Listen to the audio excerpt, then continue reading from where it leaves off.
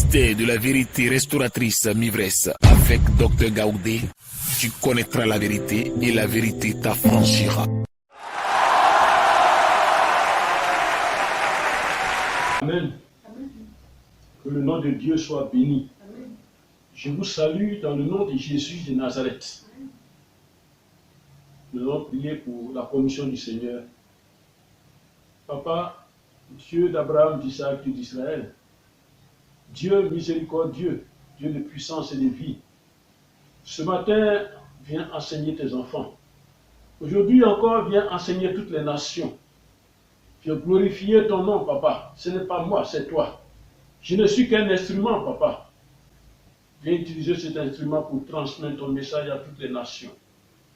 Manifeste ta présence. Afin que les miracles, les prodiges et les témoignages y soient, papa. Prends la place maintenant que je m'efface. Au nom de Jésus. Amen. Amen. La parole d'aujourd'hui, donc, qui est la commission de notre Seigneur Jésus-Christ, est tirée du livre de Osée. Osée chapitre 4, verset 6. Osée chapitre 4, verset 6, la parole de Dieu nous dit: mon peuple est détruit parce qu'il lui manque la connaissance. Puisque tu as rejeté la connaissance, je te rejetterai. Et tu seras dépouillé de mon sacerdoce. Puisque tu as oublié la loi de ton Dieu, j'oublierai aussi tes enfants. Parole de l'Éternel. Amen. Amen. Amen. Alors donc voilà ce que l'Éternel nous donne aujourd'hui. Et ce verset fait partie des crimes d'Israël et de Juda. Ce sont des censures et des menaces de l'Éternel. Alors disons comment commence ce chapitre même d'Osée 4. On va lire comment ça commence. Et le Seigneur parle par la bouche de Osée. Il dit: écoutez la parole de l'Éternel, enfants d'Israël, car l'Éternel a un procès avec les habitants du pays.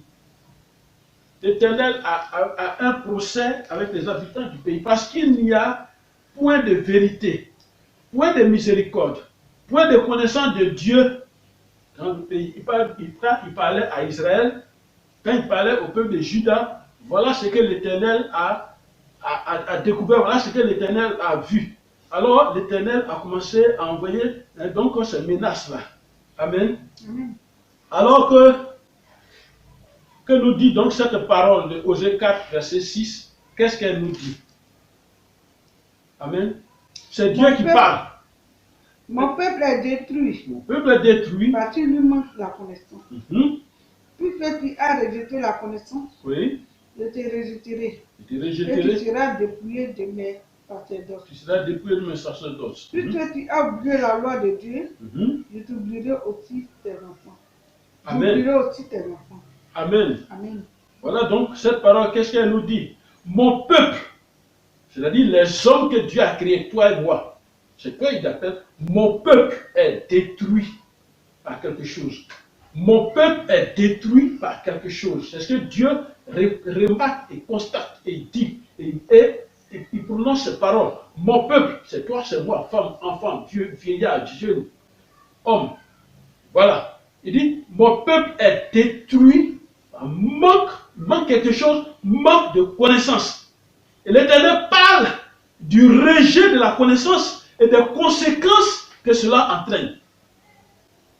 Le rejet de la connaissance, c'est-à-dire, on est arrivé à un stade de notre siècle, on est arrivé à un stade de ce monde où on rejette la connaissance et on cherche autre chose. Alors, les conséquences sont, et il a dit dans sa parole, il dit, puisque tu as rejeté la connaissance, je te rejetterai. Première conséquence. Je te rejetterai puisque tu as rejeté la connaissance. Et tu seras dépouillé de ton sacerdoce. C'est-à-dire, on va enlever ton pouvoir de prophète et de pasteur, de quoi, qui te dit que on ne peut pas te toucher. Je vais enlever cela. Puisque tu as oublié la loi de ton Dieu, tu as mis la loi de ton Dieu de côté, j'oublierai. Et lui, il allait plus loin pour te faire mal. J'oublierai aussi tes enfants. Parce qu'il faut que toi, tu sois vivant pour vivre. C'est comment je vais t'aimer et comment tu vas avoir les conséquences. Amen. Amen. Amen. Alors, aujourd'hui, c'est de cela qu'il s'agit aujourd'hui. Il s'agit de quoi? Le thème d'aujourd'hui, c'est la connaissance. Amen. La connaissance.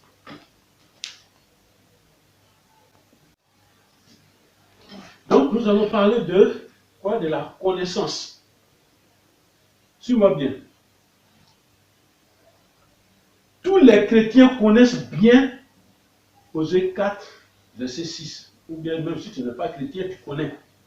Il dit, mon peuple périt faute de connaissance. Comme ça, on résume. Et on le récite à longueur de journée, je l'ai dit.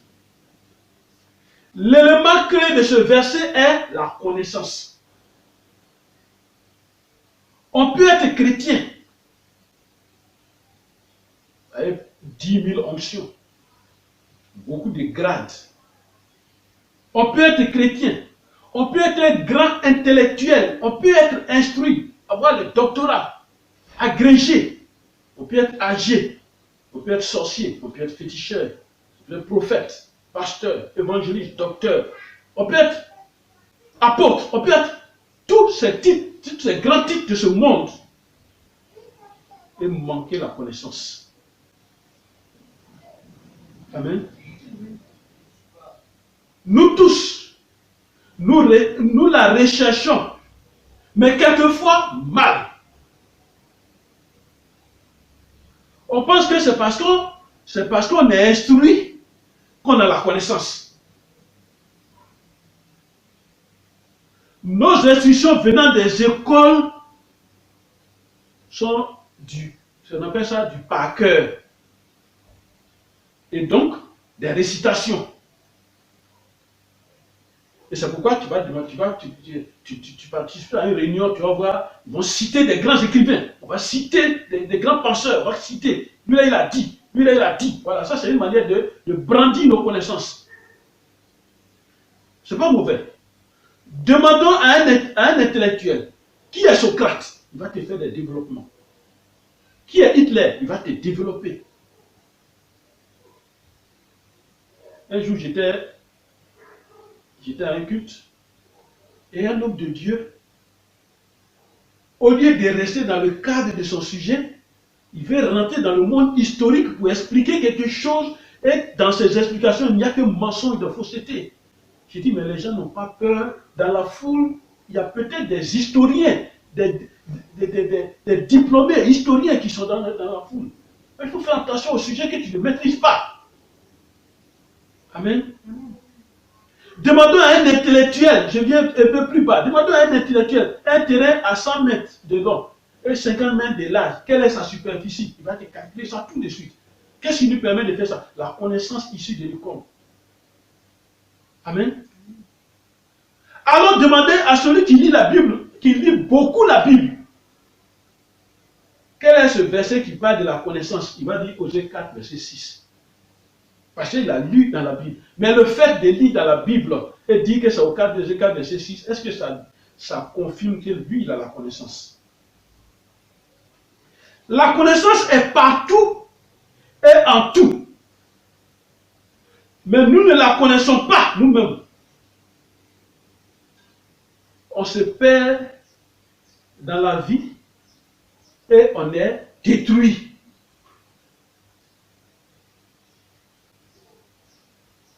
Alors je rappelle, avant d'entrer dans le vif du sujet, je rappelle que le thème de ce message, c'est la connaissance. Alors je vous demande donc de me suivre avec une attention religieuse pour comprendre de quoi il s'agit aujourd'hui.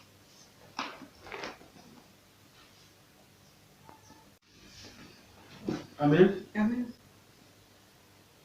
Dans le mot connaissance, il y a connaître.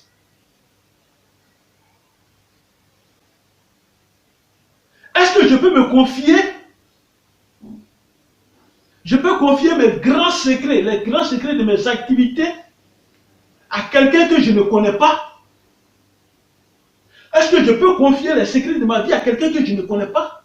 Parce qu'il a ri avec moi, alors je lui ouvre mon cœur. Est-ce que je peux le faire? Je ne le connais même pas. Qu'il soit grand homme de Dieu qui ne dort que dans les nuages, et qu'il soit un petit homme Mon frère, l'homme est l'homme. Amen.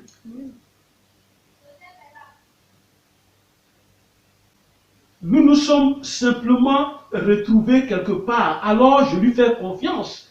Alors je le connais. On s'est retrouvé quelque part, peut-être dans un rang, ou bien dans une salle d'attente, et puis on cause, les conditions sont allées plus loin. Alors je le connais. Il y a des gens comme ça, ils jouent leur cœur en même temps, ils le connaissent. Amen. Est-ce que cela suffit pour dire que je le connais? Même s'il m'a donné toute son identité. Il m'a donné toute son identité. Donc, cela suffit pour dire que je le connais au point de lui confier tout. Au point de lui faire confiance. Osée 4, verset 6 nous dit, mon peuple périt faute de connaissance. Manque de connaissance détruit ou tue l'homme. Suis-moi bien. C'est-à-dire quoi? Quand tu rentres dans un domaine sans la connaissance, tu as une fin malheureuse, tu as une fin violente, une destruction. Rentre dans un domaine que tu ne maîtrises pas, mais tu un domaine où tu n'as pas la connaissance de ce domaine, tu rentres aveuglement, tu seras détruit, tu seras ruiné. Il y a une fin violente, malheureuse. Manque de connaissance peut ruiner, peut t'anéantir, peut te tuer, peut te faire tomber. Je te donne un exemple tout simple. Tu n'as jamais manipulé un pistolet, on te donne un pistolet, puis tu dis je vais le manipuler. Ou bien tu donnes un fusil, tu dis je vais tirer. D'abord le fusil, quand on le tire, il te repousse, et puis la balle s'en va. Mais ceux qui connaissent se maîtrisent. Quand tu tires, ils se maîtrisent. Mais si on ne t'a pas appris ça, dès que tu as tiré, toi et le fusil, vous tombez. Et puis la balle va en l'air, ça revient sur toi. Amen. Amen. Le manque de connaissance peut te faire tomber. Allons dans Genèse 2, verset 9. La Bible nous parle de, dans Genèse 2, verset 9, la Bible nous parle de deux choses. La connaissance du bien et la connaissance du mal. Voilà. Dans le jardin d'Éden. La connaissance du bien et la connaissance du mal. Lisons ce verset. Genèse chapitre 2, verset 9. On va lire comme Dieu l'a écrit. L'Éternel Dieu fit pousser du sol des arbres de toute espèce agréables à voir et bons à manger. Et l'arbre de vie au milieu du jardin, et l'arbre de la connaissance du bien et du mal. La connaissance du bien et la connaissance du mal. Suis ma progression. Nous devons discerner et faire la part des choses. Ce n'est pas parce que je suis chrétien, l'église est bien climatisée, l'église est grande, l'église, il y a du monde, alors j'ai la connaissance de Dieu même. Non. Faisons la part des choses, mon frère, ma soeur.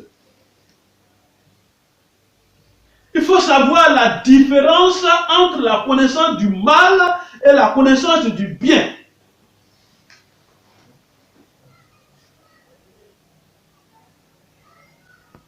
Amen. Vous savez, la connaissance des mensonges et de la vérité. Il faut connaître la différence. Il faut reconnaître les mensonges. La connaissance du mal, il faut reconnaître le mensonge, il faut reconnaître la vérité. Il n'y a pas au milieu dedans. Ce n'est pas parce qu'il est bien habillé, une montre chère, et bien coiffé, bien jolie, alors il est un prophète, ce qu'il dit là, grand détail, alors ce qu'il dit, c'est ça qui est la vérité. Il faut savoir, il faut avoir la force de ne pas accepter tout ce qu'on te dit du premier coup, même ce que je t'ai dit. De ne pas accepter du premier coup. C'est ça qu'on appelle le discernement. La connaissance du mal, la connaissance du bien. Amen. La connaissance des mensonges, la connaissance de la vérité. C'est ce qui nous détruit dans nos églises. Ou c'est un grand homme prophétique, un grand homme de la vie. Il donne des grandes révélations. C'est ce qui nous tue dans les églises. Où on laisse la connaissance, où on laisse ça. Amen. Et nous n'avons aucune progression en Christ. Voilà. On n'a aucune progression en Christ. Quel que soit même, tu rentres à l'église riche. Et quand tu as fait 2 ans, 3 ans, 4 ans, 5 ans, tu es devenu pauvre. Tu as vendu ta voiture, la maison, là, tu ne peux plus supporter, tu changes de maison. Et on va se dire, Dieu fera. Et Dieu fera. Et tu continues. Et tu te détruis. Tu te détruis. On te fait croire à une prospérité qui est en toi. Et cette prospérité qui te fait voler. Et puis tu crois que tu es prospère. Non. Nous n'avons aucune progression en Christ. Nous sommes confrontés à 2 types de connaissances dans ce monde. Suis-moi bien. 2 types de connaissances dans ce monde nous sommes confrontés. La connaissance du monde visible et la connaissance du monde invisible. Chrétien, excuse-moi, je ne parle pas de ta congrégation. Non. Moi, la congrégation ne m'intéresse pas. Mais chacun de nous a un ministère. C'est pourquoi j'ai un ministère. Le ministère de docteur. Ta congrégation, le nom de ton église ne m'intéresse pas. Mais je t'apprends ce matin par la révélation que le Seigneur m'a donnée de te dire. Je t'apprends ce matin que nous sommes, il y a deux connaissances.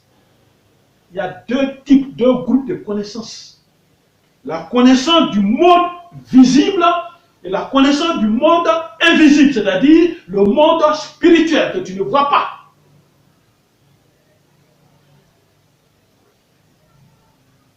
Parlons de la connaissance du monde visible.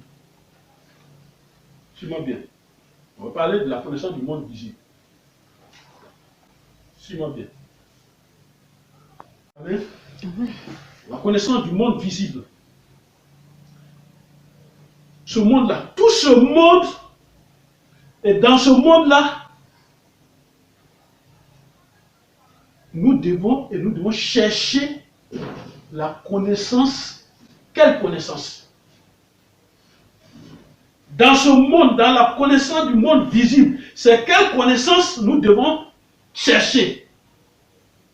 C'est quelle connaissance nous cherchons? On cherche à connaître l'homme. C'est pourquoi on a créé la psychologie et tout ça. On cherche à la philosophie, tout ça. On cherche à connaître l'homme. C'est pourquoi il y a le mysticisme qui a été créé. On cherche à connaître l'homme. Il faut connaître l'homme. J'ai une vidéo sur l'homme. Il faut aller là-bas. C'est la parole de Dieu. Ce n'est pas la psychologie, ce n'est pas la philosophie. C'est la parole de Dieu.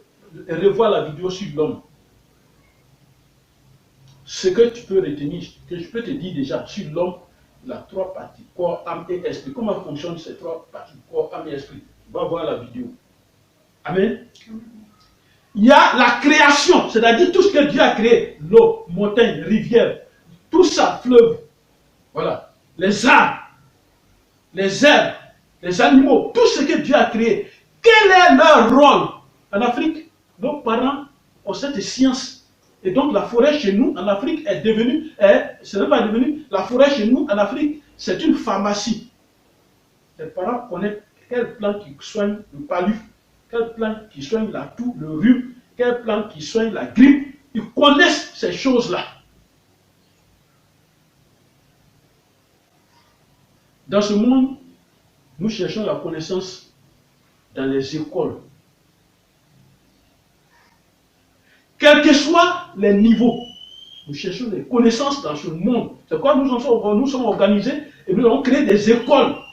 Et nous cherchons donc, dans ces écoles, nous recherchons la connaissance.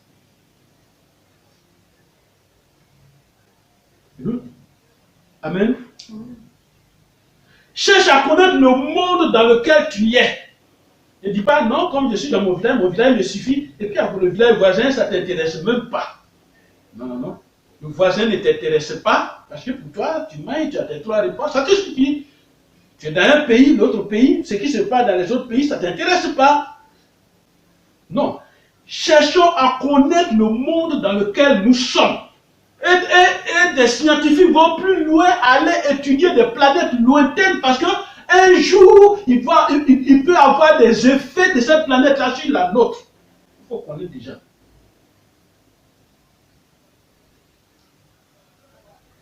La connaissance de la richesse et des biens. Quand tu connais comment on devient riche, comment on obtient les biens. La connaissance de la vie, c'est-à-dire toi-même ta vie là. Si tu connais, tu ne vas pas te coucher dans le caniveau après avoir bu. Tu ne vas pas boire l'alcool jusqu'à te coucher dans un caniveau si tu connais ta vie. La vie, c'est-à-dire de la naissance à la mort, quel est le sens de ta vie? On va voir toujours une de mes vidéos. Amen. Voilà, l'homme. Ça te parler de la vie préhumaine, la vie humaine, la vie après la vie. Tu vas connaître le sens de la vie. Amen. De la naissance à la mort, tu es né et donc tu es venu sur la terre, tu es venu pour attendre ta mort. Non. La connaissance des obtentions, comment on fait pour obtenir quelque chose. Ça c'est dans ce monde, la connaissance, surtout dans la connaissance du monde. Amen. Les enseignements avec leurs enseignants. On peut t'enseigner. Mais il y a le discernement. La connaissance de ce monde.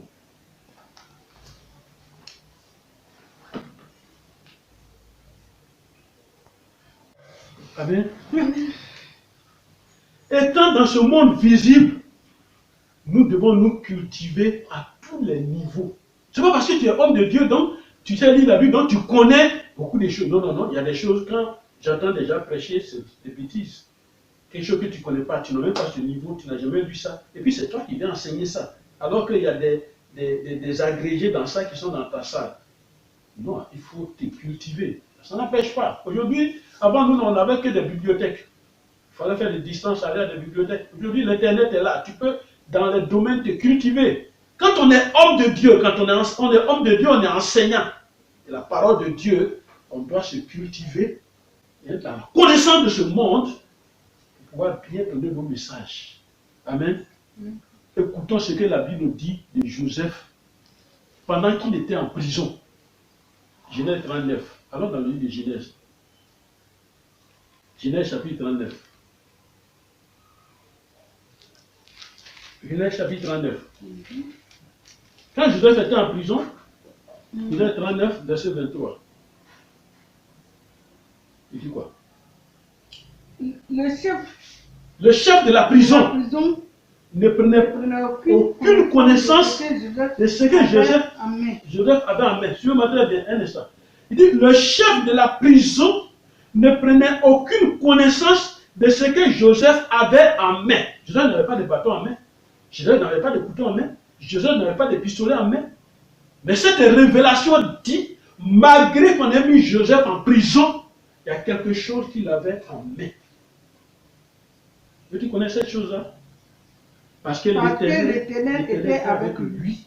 Et l'Éternel donnait la réussite à ce qu'il faisait. L'Éternel était avec lui. Donc la réussite est toujours avec lui.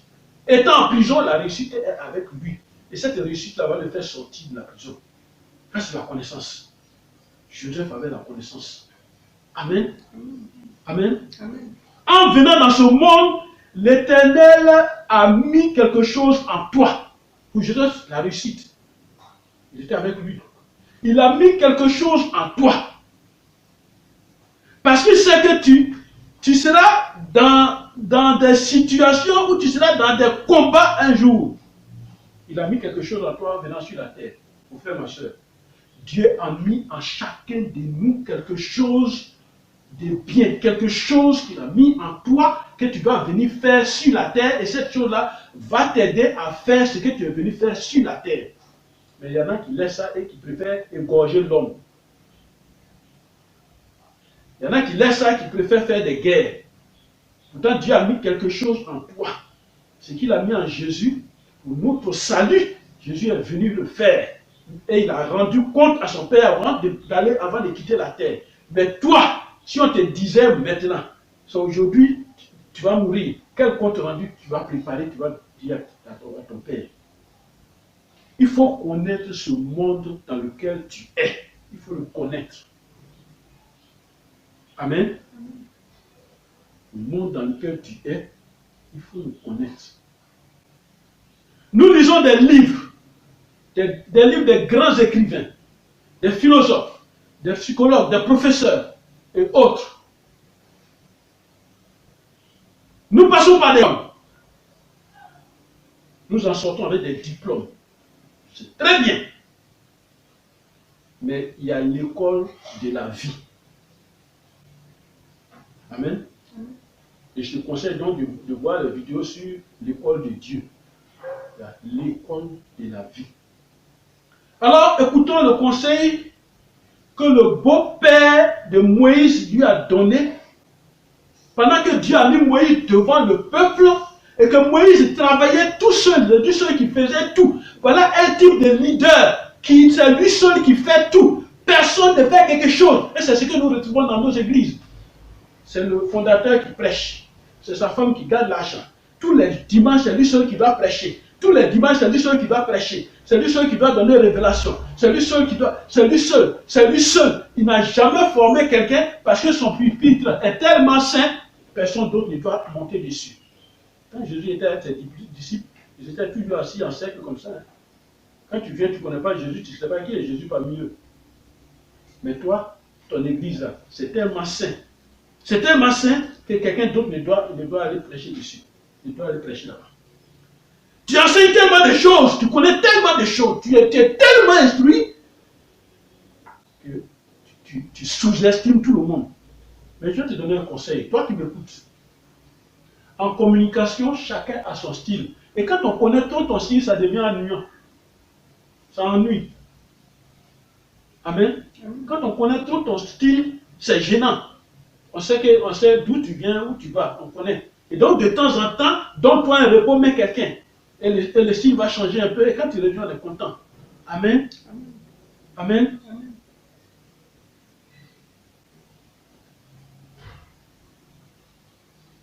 Alors, écoutons ce conseil-là.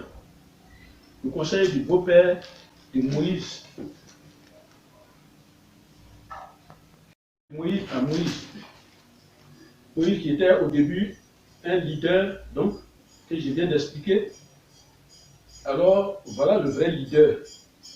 Ça, c'est la connaissance. Voilà le vrai leader. Allons dans Exode 18. Le vrai leader. Exode 18. Verset 19. À partir du verset 19, on va lire. Exode. Maintenant. Ouais, il dit au mari de sa fille, il dit maintenant. Écoute ma voix. Écoute ma voix. Je vais te donner un conseil. Alors toi qui m'écoutes ce matin, toi qui écoutes ce message, il dit écoute ma voix, je vais te donner un conseil. Quand il parle à Moïse, c'est à moi, c'est à toi. Il dit je vais te donner un conseil. Quel conseil? Et que Dieu soit avec toi. Alors quand je vais te donner ce conseil-là, que Dieu soit avec toi, parce que c'est le conseil-là qui peut faire que Dieu soit avec toi. Sois l'interprète du peuple. Voilà, il dit sois l'interprète. Ouais, quoi, continue ton affaire auprès Sois de l'interprète du peuple auprès de Dieu. Sois l'interprète du peuple auprès de Dieu. C'est-à-dire quoi? Voilà le peuple. Dieu t'a mis devant. Mais toi, c'est toi qui dois parler. Comme tu parles à Dieu, ce que Dieu dit, toi tu interprètes. Tu es l'interprète. L'interprète ne change pas les choses. Tu es l'interprète. Et l'interprète dit ce que Dieu dit. C'est ça l'interprète doit dire au peuple. Sois l'interprète du peuple auprès de Dieu. Et car puis, la chose est au-dessus de toi. Et porte les affaires devant Dieu. Amen. Il dit, et porte les affaires devant Dieu. C'est-à-dire, quand le peuple, dans le peuple, quelqu'un a un problème, prend le problème et envoie ça à Dieu. Et porte les affaires devant Dieu. Enseigne-leur les ordonnances. Enseigne-leur les ordonnances et les lois. Et fais-leur connaître, le chemin qu'ils doivent suivre. Voilà. Donc, voilà, un instant. Le chemin qu'ils doivent suivre et ce qu'ils doivent faire. Ça, c'est la vision que l'Éternel a donnée à Moïse. Et cette vision-là, c'est toi qui détiens cette vision. Enseigne-leur cette vision et à travers cette vision, donne-leur le chemin qu'ils doivent suivre et ce qu'ils doivent faire. Voilà ce qu'un leader est. Ce n'est pas lui qui est là, il fait tout. C'est lui. On dit délivrance, c'est lui. On dit on va recevoir les gens, c'est lui encore. On dit c'est lui, c'est lui, c'est lui, c'est lui. Pourtant, nous tous, nous lisons ce verset-là. Ça, ce n'est pas le bon leader. Le vrai leader. Choisis parmi tout le peuple. Voilà, maintenant, il dit choisis parmi tout le peuple. Des hommes capables, des hommes qui soient capables, craignant Dieu, mais des gens qui craignent Dieu, qui sont capables, qui craignent Dieu, des hommes intègres, qui sont intègres, ennemis de la captivité, voilà, cupidité, ennemis de la cupidité, voilà, établis leur ennemis vie, de la cupidité, c'est-à-dire, ça, la cupidité, c'est grave dans les églises. Alors, qui est ennemi de la cupidité, hein, et puis tu as établi les, sur eux, comme chef de 1000, voilà, chef de 100, chef de 50 et chef de 10. un instant. Amen. Amen. Voilà, il dit donc choisis les gens et fais ton organigramme de cette manière. Amen. Amen. Tu prends 10 personnes pour faire un travail, tu mets un chef. Amen. Tu prends 1000, tu mets un chef. Tu prends 100, tu mets un chef. Tu prends 50, tu fais un chef. Tu prends 10, tu mets un chef. Voilà. Et puis chacun a sa responsabilité. Amen. Continue.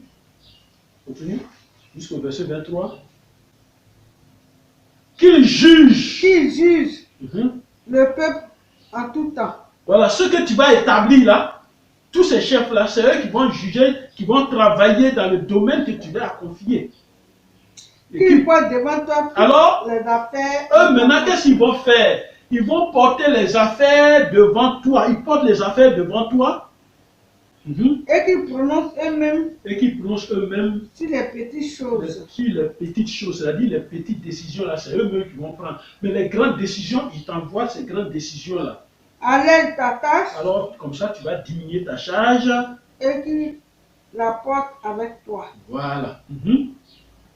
Au verset 23. Si tu fais cela. Alors, il dit à Moïse, si tu fais cela. Et que Dieu te donne.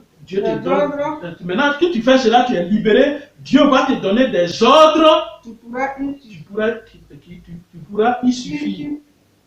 Et tout ce peuple parviendra heureusement à sa destination. Voilà, il y a une destination, il y a un objectif. Pour qu'on puisse atteindre cet objectif, voilà ce qui peut arriver. Amen.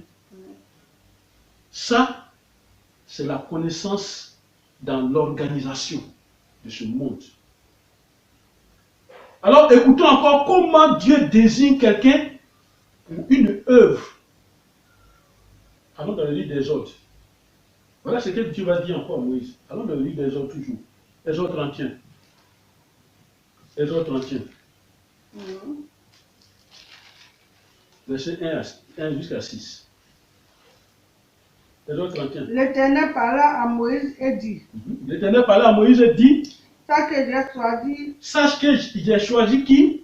Betsalil, fils d'Uri, qui est fils d'Uri, et fils de Hur, de la tribu de Juda. De la tribu de Juda. Comment? Je l'ai rempli de l'esprit de Dieu. Alors il faut savoir que dans ton peuple là, dans ce peuple, il y a quelqu'un qu'on appelle Betsalil. Moi, l'Éternel, je l'ai déjà choisi. Et qu'est-ce que j'ai mis en lui? L'esprit de Dieu. Et puis quoi? De sagesse. D'intelligence et de savoir pour toutes sortes d'ouvrages. Voilà ce qu'il a mis à quelqu'un qui est dans le peuple.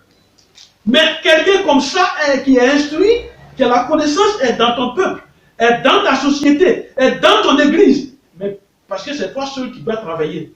Si ce n'est pas toi, c'est ta femme. C'est toi seul. Et puis tu ne sais pas. Quelqu'un qui est dans le monde, dans la sécurité, un grand gradé dans la sécurité, il est ton fidèle. Et tu ne penses même pas organiser ton église pour que tu lui confies le secteur de la sécurité. Et il est assis là. Et toi seul, c'est toi seul qui fais tout. Et il continue. Je l'ai rendu capable des inventions. De travailler l'or, l'argent et la reine. De graver les pierres. Voilà ce qu'il a mis en œuvre. Chasser. Et de travailler le bois. D'exécuter toutes sortes d'ouvrages. D'exécuter toutes sortes d'ouvrages. Au verset 6, il dit. Et voici, je lui ai donné pour aide au diable. C'est-à-dire celui-là à qui j'ai mis tout ça, j'ai mis quelqu'un aussi. En lui, j'ai mis qu'il est aide de ce type-là. Puis d'Adaïmac, de la tribu de Dan. Et puis il a mis quoi en lui aussi? J'ai mis de l'intelligence. J'ai mis de l'intelligence dans l'esprit de tous ceux qui sont habiles par tout ce que j'étais ordonné. Tout ce que j'étais ordonné là, j'ai réparti ça, j'ai mis dans des gens. alors les voilà, il faut les utiliser. Amen. Amen.